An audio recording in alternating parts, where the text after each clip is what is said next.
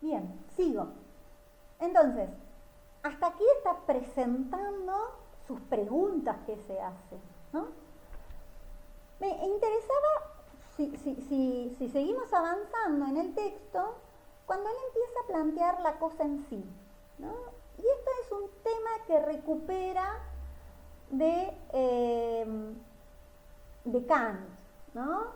Cuando él dice, bueno, sobre la cosa en sí es muy difícil llegar a conocer, siempre me queda un resto, lo que voy a conocer es aquello sobre lo que yo puedo construir un concepto.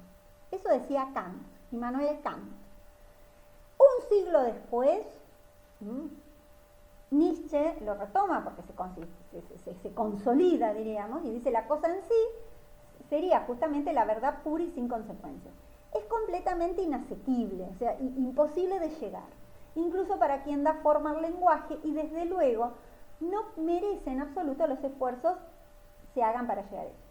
El creador del lenguaje se limita a denominar las relaciones de las cosas para con los hombres y para expresarlas acude a las metáforas más audaces. Transponer una excitación nerviosa a una imagen. Primera metáfora. Nueva transformación de la imagen en un sonido articulado. Segunda metáfora. Y en cada caso, salto completo de una esfera a otra totalmente nueva y distinta. Entonces, creemos saber algo de las cosas mismas cuando hablamos de árboles, colores, nieve, flores, pero sin embargo, no tenemos más que metáforas de las cosas. Metáforas que no corresponden en absoluto a las entidades originarias. Al igual que el sonido en forma de figura en la arena, en la enigmática X de la cosa en sí, se presenta primero como excitación nerviosa, después como imagen y finalmente como sonido articulado.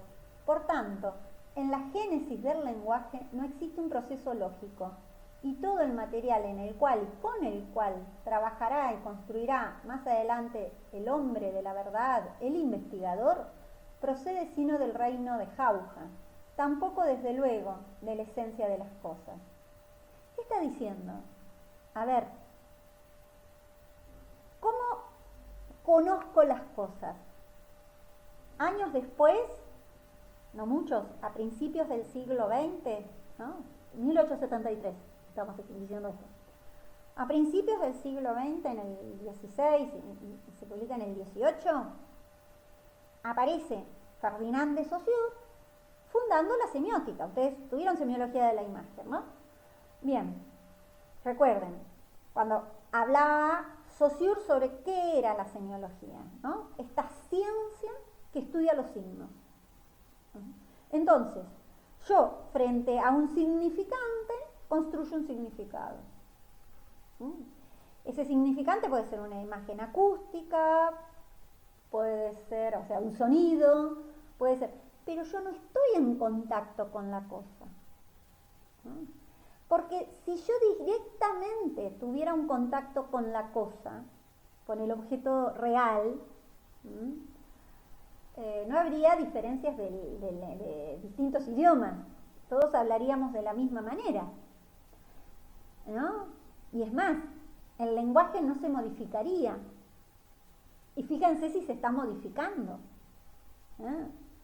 Y creo que eso es algo que ustedes como comunicadores visuales y que siempre apelan al lenguaje, ya sea como anclaje, ¿no? O como relevo, permanentemente están a tono con la época porque necesitan saber qué era cómo es que habla una sociedad, cómo es que se comunica, qué códigos tiene, ¿no? Qué metáforas están en juego, ¿no? Esto lo está diciendo Federico Nietzsche en estas 4 hojitas, está rompiendo todas estas estructuras con las que veníamos pensando, ¿no? Está diciendo en las cosas. Yo, el contacto que tengo con las cosas es a partir de metáforas. Sí. El otro eje que nos pone en consideración es el de los conceptos, ¿no? Y dice, bueno, vamos a algo más específico todavía. Recuerden que estamos en este terreno que se había armado respecto a lo científico, ¿no? Al hombre racional, al hombre que se maneja con conceptos. Y que ya habíamos aprendido, gracias a Kant, de que los conceptos son construcciones, ¿no? Que va haciendo el sujeto. Y dice, todos los conceptos surgen por igualación de lo desigual. A ver, ¿qué quiere decir con eso? Aunque una hoja jamás sea igual a otra, el concepto de hoja se forma prescindiendo arbitrariamente de las diferencias, ¿no?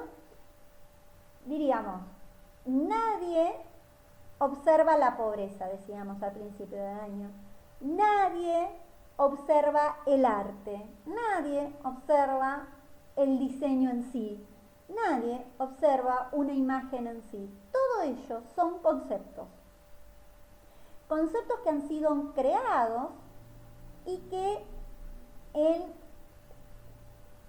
desde una arbitrariedad y que han sido y permiten, ¿no?, dar nombre a una variedad de individuos, digamos, a una variedad, a una población específica, ¿no?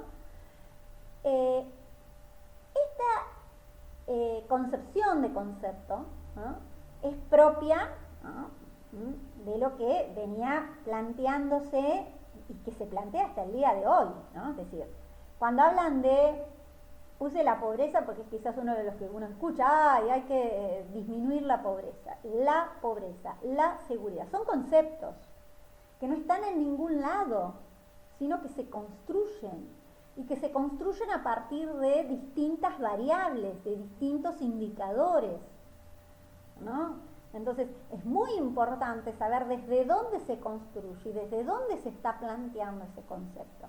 Dice, la omisión de los caracteres individuales y reales nos proporciona el concepto y también la forma, ¿no? Que decimos, son entidades abstractas.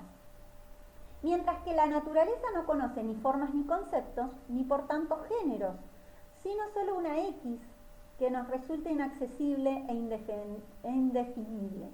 En efecto, hasta nuestra contraposición de individuo y género es antropomórfica y no procede de la esencia de las cosas, aun cuando no nos atrevamos a decir que no existe tal correspondencia. En efecto, se trataría de una afirmación dogmática que, cuanto tal, sería tan indemostrable como su opuesta.